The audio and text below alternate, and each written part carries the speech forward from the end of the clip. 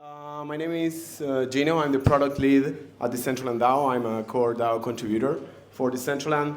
I'm from Argentina. I've been working on the Decentraland project for the last 2 years and a half. Today I would like to share some of the challenges that we've been facing building public infrastructure for the metaverse, and some of the challenges we had for being one of the first movers in the metaverse space. For the sake of time and simplicity, I will be using the word metaverse, but I hate it, right? I would like to talk about spatial computing, I would like to talk about social software, immersive experiences, or anything like this, but metaverse, it's easier to understand. And I know what you're thinking, like, come on, is this 2022? Are you talking about the metaverse really? Now it's all AI, now it's all ZK, wherever. I think it is really important for us, for people interested in decentralized technologies and digital sovereignty, to keep thinking about the metaverse, especially after the hype.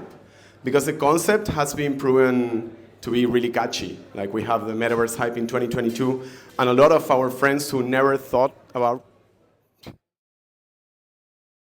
consumed by the client, who's used by users who interact each other with a P2P network, with a real-time communication network, computer to computer. So basically, the chat, the voice chat, the position of the avatars on the map, that's basically it. All of this is serverless. It's just like running computer to computer and being consumed by the client. A good way of seeing how something works is how it looks like when it breaks. So this was a day where the NFT API broke, so every user in the map appeared without clothes. The only ones that had clothes are the ones that weren't using an NFT. They were just using like a traditional wearable from the client. So basically, they were all naked because the client couldn't fetch the NFT data to display the models on their avatars. And the project has been around for a long, long time. So the initial idea was in 2015, the white paper 2017, and the launch of the reference client was in 2020. So to have a reference, in 2015, Ethereum was created, and in 2018, the NFT standard was launched, right? So the project has been thinking about this for a long, long time. And I like to say, and I know that this might be a hot take, but I feel that in crypto sometimes the first mover advantage is not an advantage. Sometimes it is a disadvantage for the immutability of some things, like the permanent state of some things. And we made some mistakes. Like, the project has some errors that now we are trying, and when I say we, I'm talking about the DAO, I'm talking the community, and I'm talking about the foundation, we are trying to fix. The first one, and it is something that we suffered on the metaverse, meta hype in 2022, was a high barrier of entry to the ecosystem, right? Land got super, super, super expensive because of speculators, but also because we created an artificial scarcity that wasn't really needed, right? At that time, the land price, like the median land price, was $7.5 thousand. Now it's around 1.5, 1.3.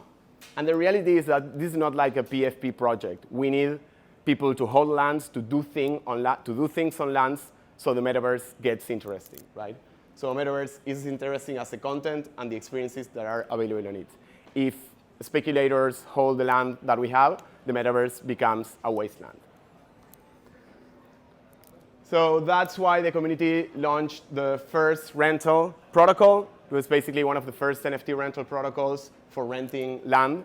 So people who hold land can get some passive income, and builders and creators can actually deploy their experiences into the world without having to own a piece of land. That's why we launched this project called Decentraland Wars, which is similar to how metaverses are operating right now, like Nifty Islands and the Sandbox, this idea of not having a central place where everything happens, but having isolated spaces where the community can build things.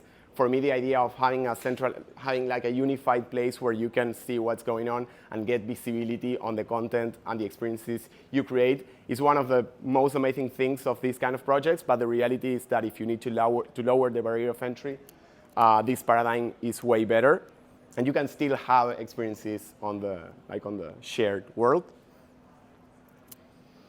And that's why we launched a pretty big grants program, because for us, the grants program is not a nice to have. It's the way that we have to incentivize the content creator to start deploying things there, right?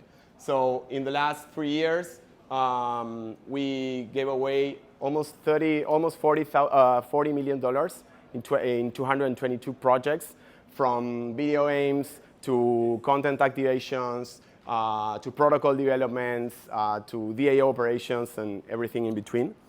And we actually built like one of the, I would say, the best grants platform out there that other DAOs are starting to use to track the development of community projects.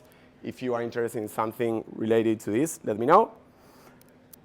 Second problem is the idea of interoperability, right? What is the value of the property layer if you cannot like show what you're doing or what you're having in different places? And regarding that, we've been working in a couple of things. First, we created this idea of linked wearables, which is basically a way for NFT owners, NFT collection owners, to display those NFTs into the metaverse. We know that there are some projects doing things with this protocol as well, and other like big communities like Bored Apes and other communities started to use the same concept of showing your PFP in a 3D model in world. And this, for me, the most amazing and the concept that proves that a project, it is a protocol and not just a client, is that the community started to build different clients consuming the protocol.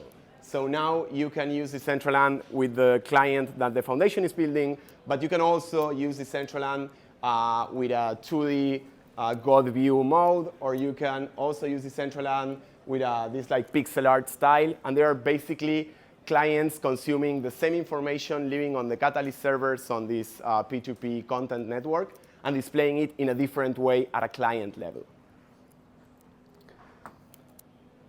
This one is also tough, like content moderations.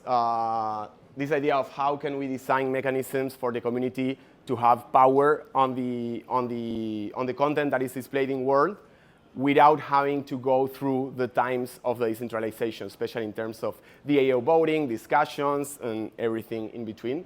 This is something that we haven't fixed yet, so if you have any ideas, let me know.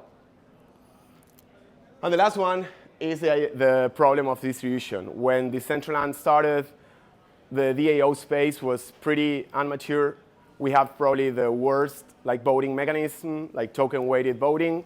So as a lot of DAOs, it's a report that Chainalysis released last year regarding how much, so the percentage of holders sharing 90% of all governance tokens in DAOs, and they were tracking like the biggest DAOs in the space. We have the same problem, of course. Right now, the community is starting to discuss these kind of things. There are some pretty good ideas. Reputation-based governance is one of them. But another one that is super interesting and is specific to our use case is the idea of decaying the power of the voting power, reducing over time the weight of the land.